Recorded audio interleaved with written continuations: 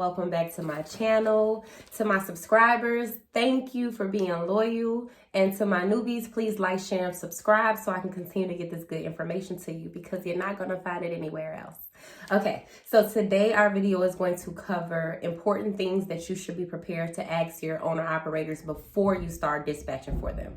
Now, I did cover a video that was things you should ask of your owner-operators. This is things you need to ask them. Now, I understand most of you will be new, and it's very intimidating starting out having these conversations with these carriers because you don't know where your conversation is going to go. You don't know if they're going to ask you a question you don't know the answer to.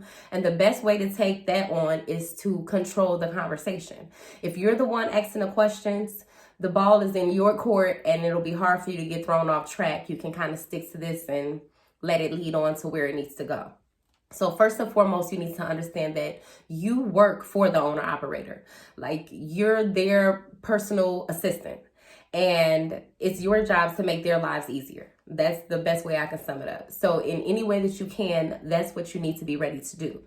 Now, the first step to be able to do that is to gather all of the necessary information so that you can meet the needs of each individual, because everyone is going to be different. So the first question you need to be asking them is, what do you need to make per month to keep your truck rolling? Now, this will either do one or two things. It might draw a blank, they might be like, I don't know, or they may give you a ridiculous number. Now, to help them stay realistic, what they really need to keep their truck moving is what it costs monthly for their insurance and how much they spend in gas monthly. So the average insurance, let's just say, costs $3,000 a month. And let's just say they spend $500 a week on gas. I know that's probably more now because gas prices are sky high, but being realistic, let's just say they spend $500 a week on gas. So that'll come out to $2,000 a month. So we got the $3,000 a month for insurance plus the $2,000 a month for gas. So in order to keep their truck rolling, they need $5,000 minimum per month to make. The next thing that you need to ask them is, what preferred lanes, like if they have any preferred lanes, if any, what routes are they already familiar with? If they already have a preferred lane, like, this can make your job a lot easier, especially if they already know the route, they've ran it before, they've done it before. Ask them this so that you'll know when you're dispatching for them what's good to book for them and what isn't. The next question is going to be, what kind of equipment or do they have? Because when you're on these load boards, it's literally a spot where you can filter it and you can type in the type of vehicle that your owner operator has, and the list will populate and it'll say everything that's available with the equipment that this person has. So you will be able to kind of filter it down and narrow it down and know how to work these load boards and work through it as fast as you can, because it'll be thousands of options out there. But when you can narrow it down by just knowing their equipment, that's going to help you a lot. You also need to know, do they want to go over the road? Some people don't. Sometimes it's not. You'll run into people that'll say, whatever, I'll do whatever, I want to make money, da.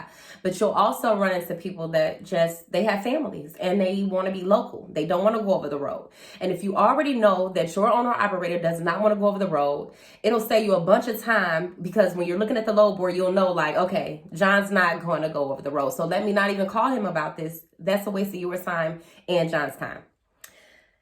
Understand that the least amount of limitations, the better. And you can also explain that to your owner operator, especially the ones that are saying that they want to make all the money in the world. Okay, so the least amount of limitations, the better. If you're not sitting there saying, I don't want to go over the road, I don't want to do this, and I don't want to do that, then it makes it easier for me to be able to book loads for you and more often. You also want to know if they have any endorsements. That means like tanker, hazmat, XYZ. If they have none, that's fine, but it helps to encourage them, like, hey, you may want to consider getting a couple of endorsements. That way, I can book you for more loads, you'll have more opportunities. And the last thing you're going to want to know is, when do you want to start? Some people are not ready to start right away, and some people are. Some people are like, book a load for me today. You are going to want to know this stuff. So if you go down this checklist and you ask them all these questions, it'll kind of help you when you begin the process of dispatching for them. And it'll save you a lot of time and a lot of questions on the back end because you already know this stuff up front, and it'll be a part of your profile. So I hope this helped you gain a little bit of confidence because you're going to need it when you're speaking to these people. You don't want to seem like you don't know what you're talking about because they're going to be like, how can I trust you as my dispatcher? You have to be able to negotiate for me. You have to be able to talk to me. So understand that you need to remain in control of these conversations because you do have the knowledge that you need. And it's really just all about confidence and delivery. So if you start off by asking them these questions, you should not have any issues when it comes down to dispatching. So I hope this helped you. If so, like I said, like, share, and subscribe, and I will see you next time. So if you've enjoyed this video and you want to continue to educate yourself on all things logistics, please like, share, and subscribe. And also remember, with all things logistics, you are in business for yourself, but never by yourself.